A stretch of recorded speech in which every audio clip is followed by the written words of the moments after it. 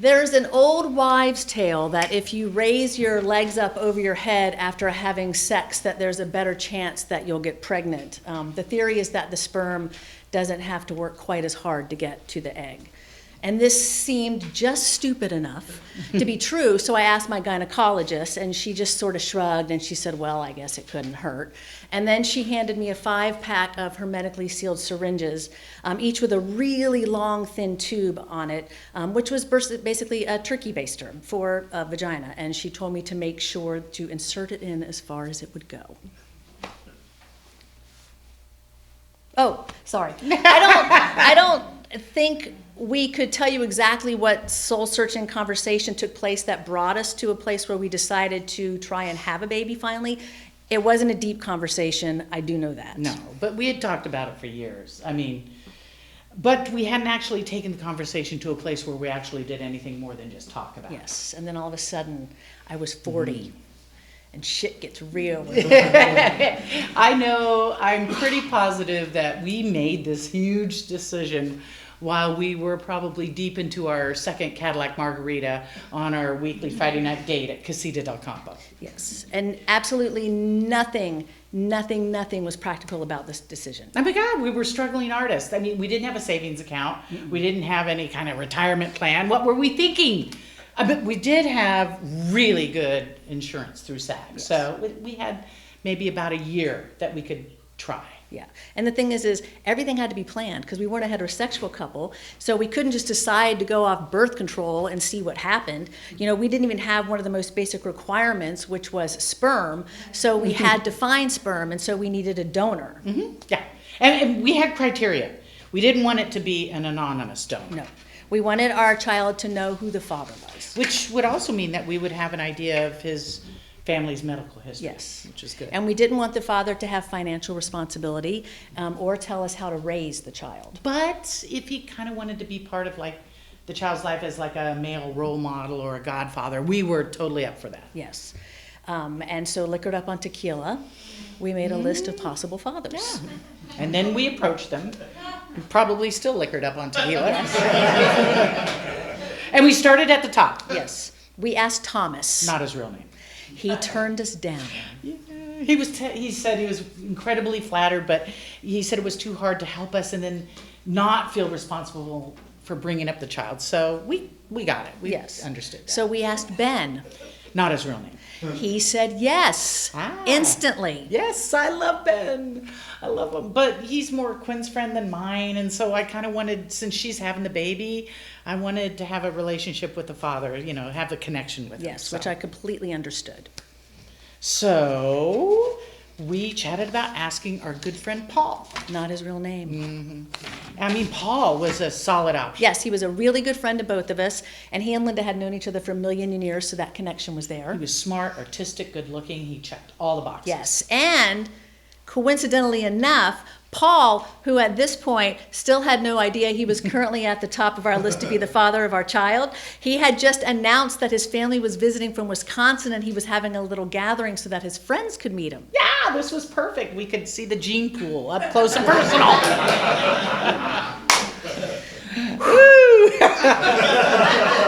Let's just say that Paul got all the looks in the family. I mean, all of them. I know, here's the thing. I mean, when we made this decision to have a child, it's like suddenly every single man in your life, you know, you think of them as, oh my God, he could be the father of our child. And so you start to look at him differently. You start to scrutinize him, you know, you pick him apart and you become incredibly shallow. Yes. And even though you might not be any great shakes yourself, right? All of a sudden you demand that the father is perfect in every way. I mean, but we weren't so shallow that we judged Paul only on his or his family's good looks. No. There were other things involved at this party where we're meeting this incredibly unattractive family. We also heard this terrifying story about his older brother, who apparently was born with webbed fingers. I kid you not, webbed fingers. But wait, it gets worse.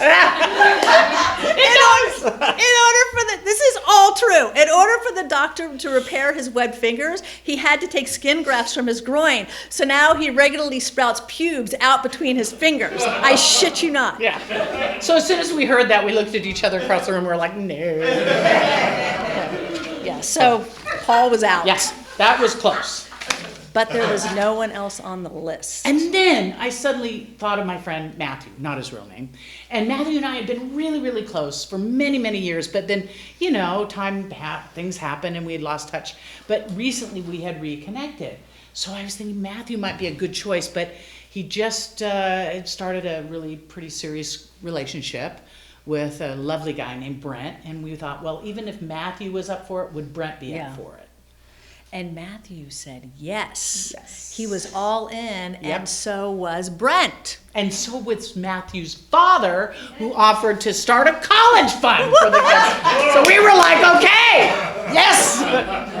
The stars were aligning. Yeah, so I started charting my ovulation, and at this time I was waiting tables at a restaurant in West Hollywood, and this was smack dab in the middle of Silver Lake, where Linda and I lived, and Santa Monica, where Matthew and Brent lived. So I'd call them as I was finishing my side work for the shift, and I'd give them an approximate time that I'd be arriving, and I'd hop on the 10 freeway, and I'd head to their house, and then Matthew or Brent would run out, shirtless, and hand off the semen to me in a tiny little Tupperware container, the little ones, like the ones you bring for salad dressing when you pack your lunch for It was like a McDonald's drive-through for sperm. Yes. And then I would haul back to the east side from Santa Monica with the Tupperware sitting between my thighs, trying to keep the sperm warm, but not too warm.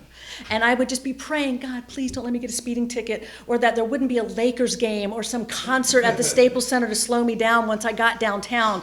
And sometimes I'd actually imagine how the conversation would happen with me and the police officer when I did get pulled over for speeding, when I've got a little vial of sperm between my thighs. It was exhausting. And she'd call me just before she'd get home so I could, get things ready. I'd light candles, and I put on some Diana Krall, and I took out our fertility goddess, Ursula. She was given to us by Carl. It's true. Glory. And it obviously worked. Yeah, but she did not work for us. No. I did not get pregnant the first half dozen times we tried this method. So we kicked it up a notch. Quinn went to the doctor to check on her fertility, and Matthew went to the doctor to check up on his sperm, and it turns out it was low. I mean, it was like you can count them on one hand. Low. He apparently was on some sort of medication that just devastated the little guys. And he also was, a cyclist, so that kind of fries him. So we were like, oh no, what do we? So he graciously took some other medication that wouldn't affect his sperm so much, and he stopped cycling for a while. Yes. And in addition to that, to decide to make the sperm more viable, we decided that any and future insemination was going to take place right at Brent and Matthew's house. So there was no more traveling with Tupperware. And so we all tried our best to make the weirdness, take any weirdness out of the situation by kind of making a night of it. Yeah. We'd arrive to their house, and if we were a little early, it was kind of waiting awkwardly in the living room while they would finish, and then they'd hand off the sperm. Okay, stop. Can we just talk for a second about how gross sperm is? Oh, God. Like the smell is like... it's like an overly chlorinated kiddie pool at the Y. Yeah. And the what is it? It's like the texture of it is like stretchy and snappy and oh God, trying to suck it up into that syringe and little globs. So gross. It was so gross. And it was our friends. Anyway, so where were we? So we would go into the bedroom. Yes, and I would try and relax, which we never did, because it's very hard to relax knowing your best friends are on the other side of a wall, completely aware of the ridiculous situation that's happening place over there. Yeah, so and I'd help with the fancy little turkey baster, and then I'd stand on the bed, and I would hold Quinn's legs up in the air, trying not to get decapitated by the ceiling fan. It was all very romantic. Yes. And then when we were done, we would sit down for some roast chicken and veggies. And we would play some Mexican train. Sometimes Matthew would make a pork loin. Sometimes we would play rummy cup. And after a year and a half, we still weren't pregnant. Yeah. And to be honest, some months I didn't have it in me. I would get my period and I would be really, really bummed out. But I'd also be really relieved. And there were a couple of months where I didn't even track my ovulation because the whole thing was starting to become really depressing and really demoralizing. And obviously what we were doing wasn't working. So we had another serious talk. And the next level was going to involve a lot more money and most likely a different dad. It was so sad because we had the right person, just the wrong sperm. And we didn't have the money for IVF, and we didn't want another donor. We loved Matthew. And the whole thing, as awful and stressful as it was also hilarious and really exciting at times, and it brought the four of us incredibly close. So we decided to adopt. From the Pasadena Humane Society. She's a terrier mix. And she has my flat ass. She has my hairy chin. Yes, and we have been wonderful and devoted mothers. But seriously, fast forward 12 years after trying to get pregnant, and now I'm actually a teacher. I teach kids that are 12 years old, the same age our kid would have been. And I often look at these kids and I go, God, what would our life would have been like, and also what kind of world would our kid would have inherited? It's kind of frightening to think of. And if I was totally honest, when I think back about it, I'd have to say I was probably 50-50 on having a baby. 50% of me was positively terrified, and 50% of me was desperate to have a child. But that 50% that was terrified was so much louder than the 50% that wanted the baby, which doesn't mean to say that I don't still get really sad and melancholy about what didn't happen. Because I look around at the kids that are that age now and I think, would it have had my freckles? Would it have had Matthew's big ears? Would it have had my family's really crowded teeth? And we'll never know. Because sometimes when you're emotionally stuck in the middle 50-50, the universe decides for you. Thank you. Thanks.